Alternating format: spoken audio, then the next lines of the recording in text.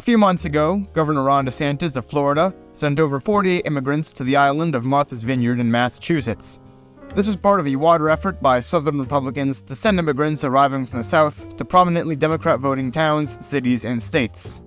DeSantis gave a statement on this, saying states like Massachusetts, New York, and California will better facilitate the care of these individuals who they have invited into our country by incentivizing illegal immigration through their designation as sanctuary states and support for the Biden administration's open border policies. End quote.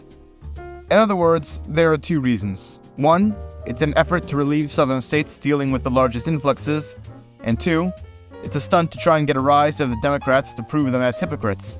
Tim Kaine had a statement which said, "It's a horrible stunt, but none was worse than what DeSantis just did, and it should disqualify him for ever serving more than one day in office."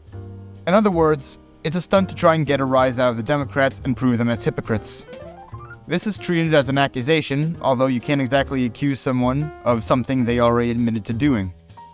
Now, the term political stunt has pretty negative connotations, but truthfully, there is nothing inherently evil about one, so simply dropping the term does not prove that you're in the right. Democratic leaders should have actually tried to prove that they aren't hypocrites. They did not. Senator Gomez of Massachusetts tweeted, "Transporting undocumented immigrants across state lines against their will. Isn't that the very definition of human trafficking?" Which, no, that is not the definition. Human trafficking is the buying and selling of human beings, not the movement of them.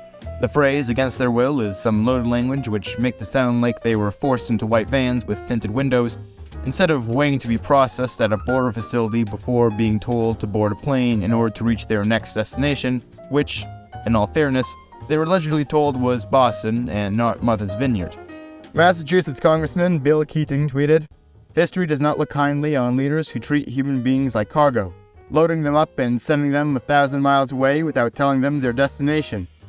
Keating is very obviously attempting to bring up imagery of Auschwitz cattle cars, but saying leaders who treat human beings like cargo, loading them up and sending them 1,000 miles away is a pretty loaded sentence considering they took a jet with seats and conditions no different from an ordinary commercial plane. War games are pretty counterproductive when you can portray anything as an abhorrent act. You could suppose Lufthansa is guilty of taking money away from people who just want to visit their loved ones, loading them onto planes, forcing them to stay restrained in seats, and shipping them over international waters at night for hours at a time.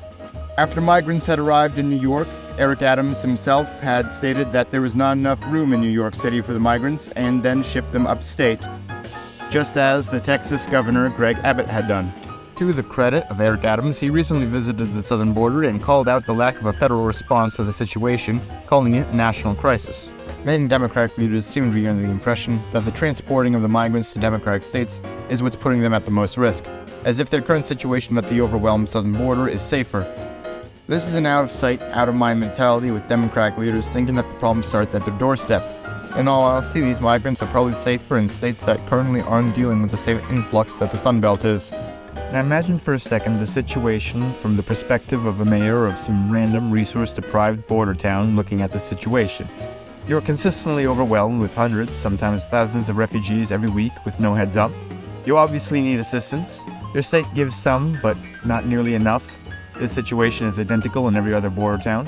The federal government is slow to act if they act at all. Your calls for help are continuously dismissed as being part of a xenophobic movement by officials unaffected by your situation. You're compared to slavers and are falsely accused of using whips. Biden is conducting his own migrant flights into your state.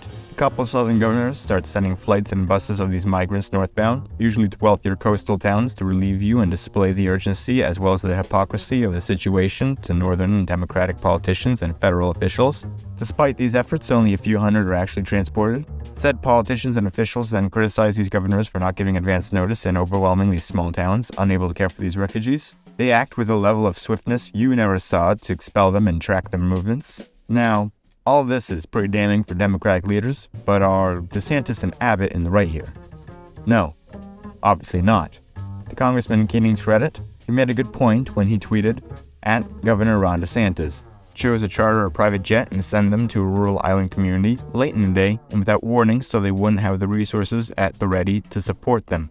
Now, calling Martha's Vineyard rural is a bit of a stretch, but it's true. DeSantis could have at least given advance notice. They probably would have been sent anywhere afterwards anyways, but the point remains, the process could have at least been smoother. Thanks for watching.